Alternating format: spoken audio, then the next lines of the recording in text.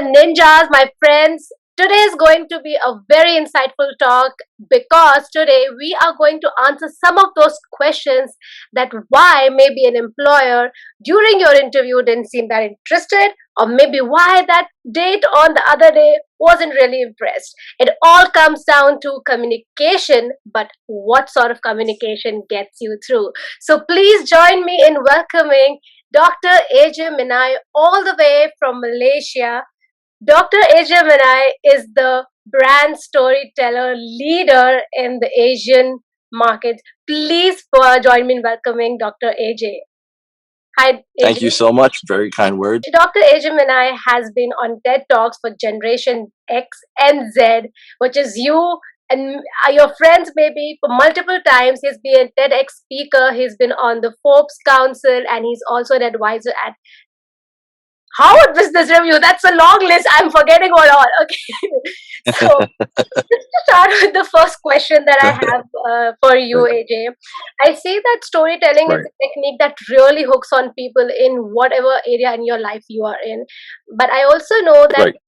sort of started off with a very rocky note when you were growing up. I see that you were bullied and things were not that great, but you had your mother who had a very intent hearing. She used to give you, like, she used to always listen to what the stories that you used to come up with or cook up.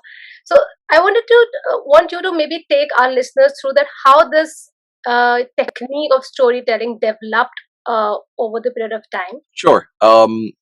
I'll try to keep it as succinct as possible. But basically, there are three steps towards effective storytelling, and three steps to becoming more effective as a storyteller. Step one is, of course, you understand the value of, as a person, you understand the value that in order to be a truly effective storyteller, you need to be able to understand how important it is to not always focus on being right in any conversation or argument or debate, but to be focused more so on being kind, right? It's very important, because storytellers by their DNA are people who are very, I would say, empathetic. At least the best storytellers in the world, the ones that we really look up to, the ones that we read books off, the ones that we remember, the storylines and the films we watch where the stories stay with us, they're all coming from a part of empathy. They're all coming from and stemming from empathy. And as a person, if you are highly focused on always winning an argument or always winning a conversation, you would spend more time always thinking about what to say, as opposed to truly being able to listen to other people and listen to their stories. An effective storyteller isn't someone who's great at communicating only their own agendas. They're also great at communicating everyone else's agendas. They're all about we, not me. So that's step one, right? Understand the value first and unclog your own ego. Unclogging your own ego is very important. You need to unlearn the need to always be right. That was step one. And step two is understanding that your words have always to be intended to make people feel something as opposed to merely think about it, right? Always be very, very purposeful and choose the words you're about to say in any moment, not just to get someone to think about what you're talking about, but to feel something about what you're talking about. It's a very big difference. People would ask me often, what's the difference, AJ? I was like, there is a big difference. If you speak with the right core in your body, if you speak from the right place, and it comes not just from your mind exclusively or from your heart, but you're putting in both, you're using both in that moment, and you have the right energy, believe me, it makes a huge difference. The same sentence can be said by two different people at the same time, and the recipients listening to that sentence can feel something completely different, even though the sentence that was said was exactly formulated the same way with the same words. But the way you say it, the gesticulation, the intonation, the energy, and your core from which it's coming from, right? The energy that you're dispelling when you say it makes a huge difference. So step one is, of course, leaving your ego out on the door and understand that it's not always about proving people right by telling them a story. It's about proving to them that there's still hope and there's still kindness in businesses, in organizations, in conversations amongst people, right? Because that's what really storytelling is about. Storytelling is about being able to personify hope, right? Step one. Step two, learning that every word that you choose to say in any moment has to be intentionally designed to make others feel something and not just think about it, right? That's when you'll become memorable as a storyteller and a communication specialist as well, right? And the third thing, which is kind of obvious, but a lot of people kind of forget it, is take the time to spend time listening more than talking, right? Listen more than talk, right? And goes a little bit deeper than just a simple suggestion of spend 80% of your time listening and 20% of your time talking. I'm talking about reactive listening versus proactively listening, right? There's a big difference. When I'm speaking to someone, if they are if and then they say something back to me and I'm in the excited mode to keep talking, then many a times in any conversation we're not truly listening to the other person's responses. What we're doing is we're waiting for them to finish so that we can continue talking again, and that is reactive listening. You're not actually listening to what the person's saying. You're just giving them an excuse to talk, but you're not taking in anything they're saying. You're just finding another pause between their words for you to jump in and respond again. That's the worst type of listening, because you'll never become a phenomenal storyteller. And forget about a storyteller. I think storyteller is the evolution of a really great speaker. I think in my mind, beyond a good speaker is an effective storyteller, right? I think it's an evolution. It's a step up, because everyone that we look up to, whether it's Richard Branson, whether it's Gary Vee, whether it's some captain of industry that we look up to, whether it's Grant Cardone, whether it's Warren Buffett, all of them can lend a huge amount of their success with their ability to communicate, with their ability to effectively use stories, use wisdom in their own life and from the life that they've gained by interacting with others and sharing that in an engaging manner. That is actually the definition of a storyteller, right? But in order for you to build up the knowledge to be an effective storyteller, that means you need to spend time listening to other people's stories, not just yours, because then you'll just end up being someone who loves to talk about themselves. You know what I mean? That's not what the world needs. The world needs a holistic set of minds that come together to create leadership through hope, through kindness, through servant leadership, through non-political agenda and furthering of progress. And all of these things will come from an unbiased mind that's willing to listen to people's opinions, their stories, their abilities, and gauge them for what they are. Gauge them for what they are on benchmarks that go beyond bias of color, race, politics, country, et cetera, right?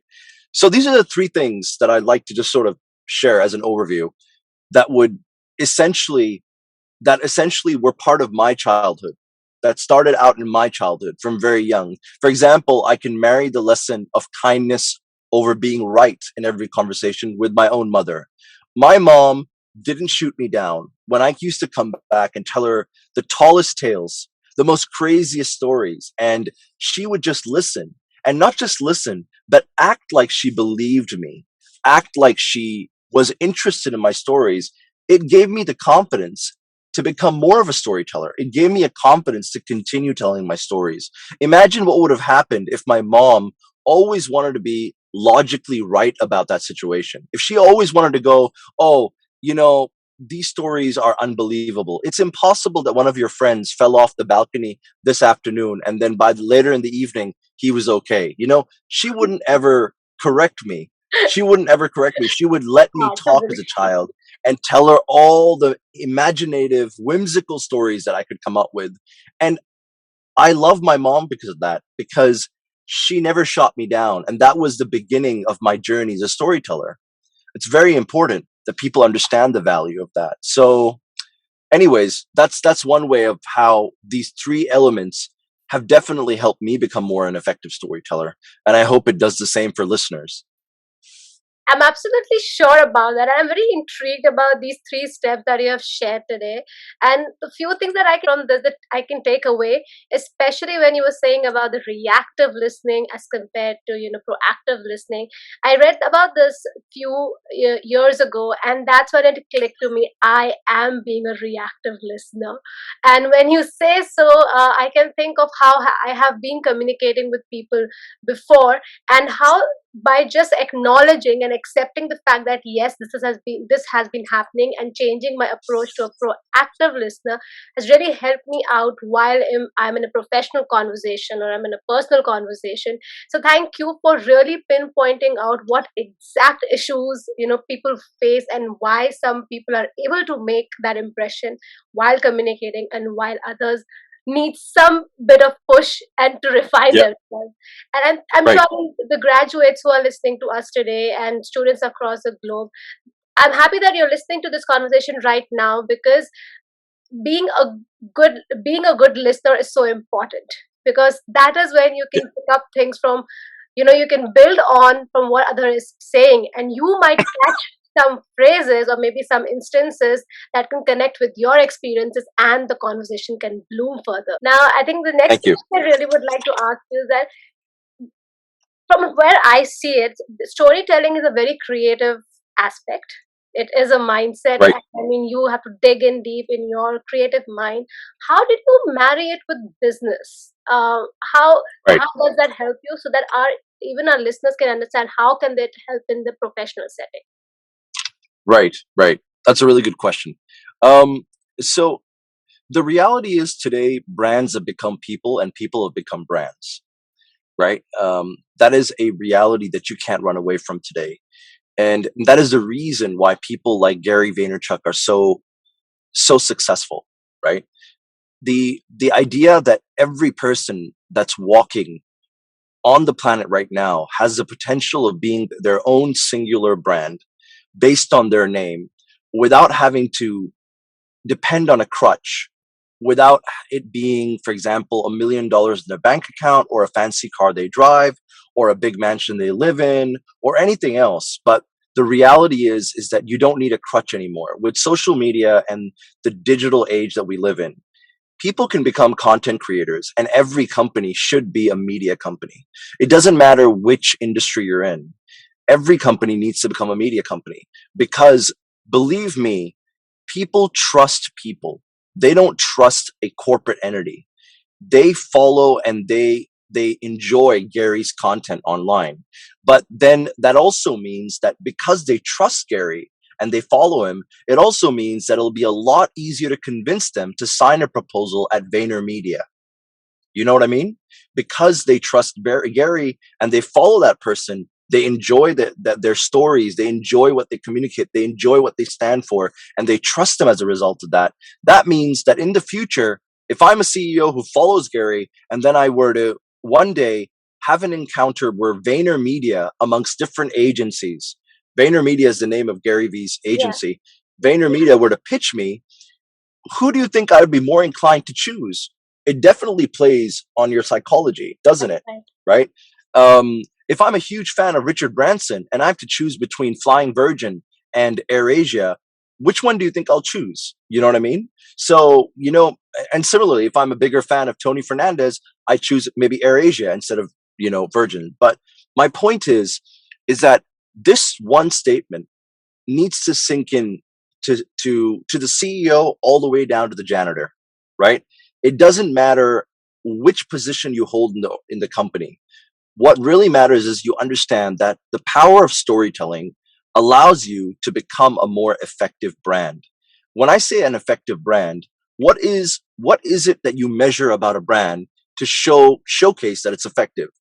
there's this one word that I love using, and this is the one word that I use in my function and my role in all of my client relationships as well as my own companies.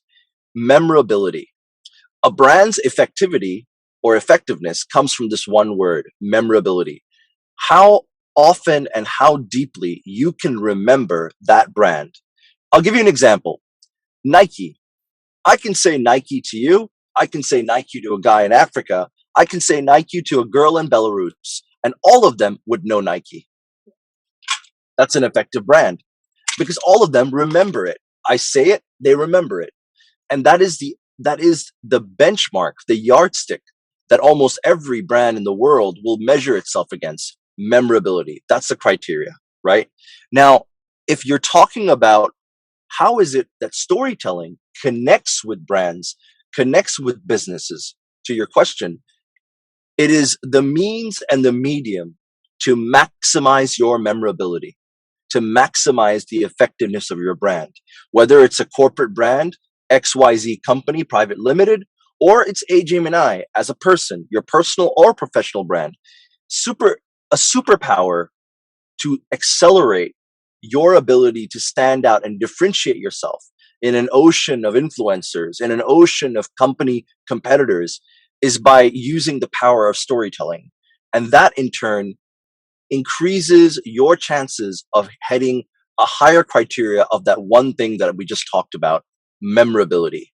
The more memorable you are, which goes back to my second point in the first question you brought up, it is all about being able to effectively communicate things so that you don't just get people to think, but you get them to feel, right? People can forget everything.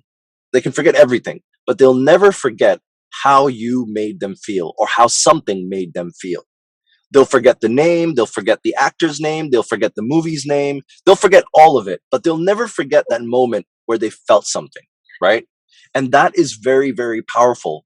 And brand owners, whether you're a CEO of a multinational company or you're a one-man solopreneur, everyone needs to understand that people become brands and brands become people. And the more that you build that trust currency online as a personal brand, the more and the bigger favor that you'll be doing to your corporate brand that you represent as an employee or employer as well. And trust equals revenue today, right? Trust gained online equals revenue in your bottom line as well. And that's really important. So that's how it connects. Memorability. And that's why I call myself the chief memorability officer in a lot of the ventures I'm in. And you certainly are. And I think that just made me a light bulb, go on, because I think that's very synonymous to for students, graduates, young leaders right now. If they are into a project, what they're really doing is putting themselves out there, even if it's on a social media. I mean, even on media like LinkedIn, when people say develop Right. your personal brand, this is a very important aspect of it. To, as you just mentioned, I'm just quoting your words, to make them, people will remember how you make them feel. So if you're sitting Yep. in an interview room and being interviewed, they will, you can always have an upper hand if you can be yourself, you present your brand and have that effect on them, as Dr. AJ just mentioned. I think there are some Right. amazing tips that you have shared with us, and I'm sure that people who are listening to us, our friends and the ninjas, myself, ever ninjas, would definitely be able to incorporate within their life that they are leading right now and get to the goal that they're looking for. I also want to discuss this a very a different sort of a topic, more than Right. going ahead with business, because I think a lot of things happen in our external environment, and but to keep going, our internal environment should be very strong. So you help people with coaching, life leadership. What has been your top three things which has kept your mind, body, and soul so strong from within, that whatever happens in external environment, you're still able to, pass through those challenges? Right. Again, really good questions, Ajani. I'm really enjoying myself. Um, again, it might be a little bit difficult for me to reduce it to a top three things, but Sure, I please mean, go. I can share a few perspectives. Um, but I'm hoping that people listening in would understand that obviously there is no formula in life to go through life. You know what I mean? There is no formula. There is no equation that people can give you that if you do this and you'll immediately become a rock star. But what I can do is I can share my perspectives on what worked for me and hope that it might allow someone to find comfort, and might find find it valuable for them as they go through life themselves, right? And so the number one rule that I have in my life is, and it took me a long time because I'm a stubborn person. As a stubborn person, I often take some time to really internalize things. Not everything is in your control. In Yes. fact, in fact, a lot of the things that you do feel, a lot of the times you feel like you're in control, it's merely an illusion. You aren't in control. Most of the time, you're actually never in control. You feel like you're in control. That's the illusion that we tell ourselves because we're tangible beings and we want everything around us to be tangible.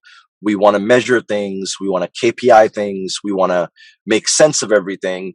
But the truth is, people are afraid of what's inside of them. That's what I've realized. I've realized that a lot of people would rather find the answers to the biggest problems of their lives in someone or something else, but failing to understand that the solutions they're looking for are within themselves, right? They're there, and people are afraid to look at what's inside of them, because they can't control it. They don't know what's there. They haven't, people talk about, oh, we've only explored 5% of the ocean. There's so much more out there in the ocean. Oh, we've explored less than 1% of space. Oh, we've done that. We've done this. And I'm usually sitting there going, how much of yourself have you explored? How much of yourself as a being? Because you yourself have the life force. One man or one woman has the ability to change the world. I believe that in my core. I really do. And we see it everywhere we go. We see stories of people that did immense things beyond the logical capacity of a human being. They do amazing things with their minds, with their bodies, with their souls, and they leave behind legacies that are huge, giant legacies. But they were simply men and women made up of the same flesh and blood and bone as we are. How did that happen? What drove those people to do that? How did they become superhuman in our eyes? What did they do? What did they have that we didn't have? The answer is nothing. They just had the courage to look inwards. They had the courage to spend time letting the noise in their head, in their heart, in their mind talk to them. They didn't block it out with external distractions. They didn't block it out with distractions and voices and people around them. Because that's the problem, Ishani. The problem is everybody wants you to listen to them, not to you. They don't want you to listen to them, to yourself. They want you to listen to them. It's natural. It's part of the human spirit. When someone talks to you in a conversation, you're hoping that people would accept your opinion on something, right? But we also live in a world of instant gratification where everything is on our fingertips. We want to know something, we Google it. We Yeah. want to eat something, we Uber it, right? We want to live somewhere, we Airbnb it. Everything moves so fast, but we're all moving so fast in this new world of ours that maybe we don't take the time to slow down and sit down and understand that let's stop fixing everything around us that's broken. Let's fix what's inside of us that's broken. People don't spend enough time doing that anymore. I truly believe that this perspective has given me the ability to basically fail willingly. I'm okay with it.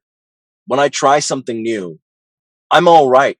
I'm all right if success doesn't happen because I'm not in control of everything. Do I know that I gave it my best shot? Yeah, I know. I know that I gave it my best shot. I want to sleep easy at night, so I know that I put in my all into it. But if it still doesn't work out, then I'm not going to spend even a minute or a second regretting that I did that. I'm going to try as many new things as possible all the time. I'm going to challenge myself. And if things work out, good for me. If they don't work out, I'll just keep trying harder, right?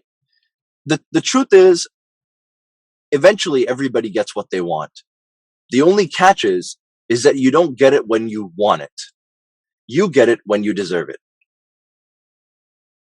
Everybody gets what they want, you know, but they just don't have the patience to wait for the right time for it to come along. Most people in life, they want something now. And this is the product, the byproduct of living in a world of instant gratification. Because we feel like if we want to know something, we just Google it and I got it in 2 seconds. Now I want to get a high flyer job with 7 figures. I want to become the next Elon Musk. I want to do this. I want to do that. I should also be able to do it like this. So I'm going to do it quick, but that doesn't work. That's not how it is in life, right? That's why, as a segue to this question that you asked, I would like to share one thing that you haven't asked me, and I would like to share that with audiences, particularly the younger audiences that are graduates looking to get into the job market moving forward. You know, a lot of us think that our success now relies on how effectively we can build up a following online. And many people, many young people today, often mistake their success by becoming the next TikTok influencer or becoming a huge vlogger or becoming an effective LinkedIn influencer, or whatever whatever platform you choose. But I do want to share that there is a social dilemma here. We're all really connected, but disconnected at the same time. We're all connected truly through wires, through networks, to local area networks, to wide area networks, to satellites. We're connected, but we're really not connected in a way that really matters anymore, which is spending time with each other without the need to WhatsApp one another or meeting people that matter in your life, going out of your way to talk to strangers, to see how things are, right? Building conversation, having that unpredictability in your life to struggle for certain things, right? Your profile online is not a reflection of your offline success. And I want people to remember that, because often what happens is people spend so much of time branding themselves online and they've got a list of accomplishments. They look amazing as a profile. But when they come in for a job interview, they're not even able to say one relevant, integral, critical aspect of the thing that allows the employer to feel that they really are the person that claims to be on that profile. They go on a profile, they see a CV, they see a LinkedIn account. But when that person shows up, they just let themselves down, and they let that person down because they've spent so much of time building up that hype online, but they haven't taken the time to truly build a substance offline. So your competencies, your skills, your storytelling, your ability to connect with people, all of that offline matters just as much as how awesome your TikTok following is online, just how awesome your LinkedIn content is online.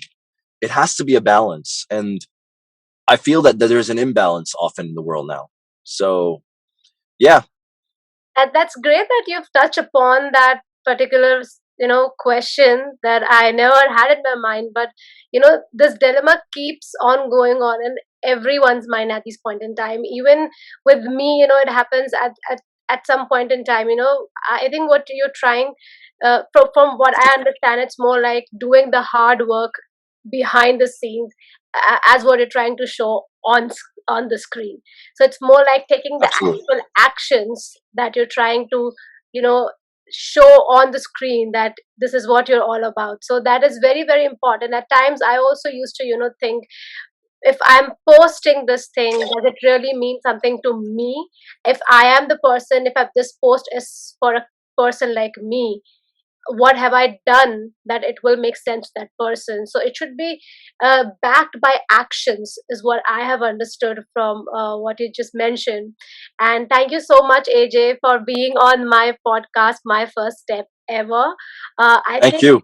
it has been an amazing time, just to know so many good tricks and tips that will really, really help someone, have that edge.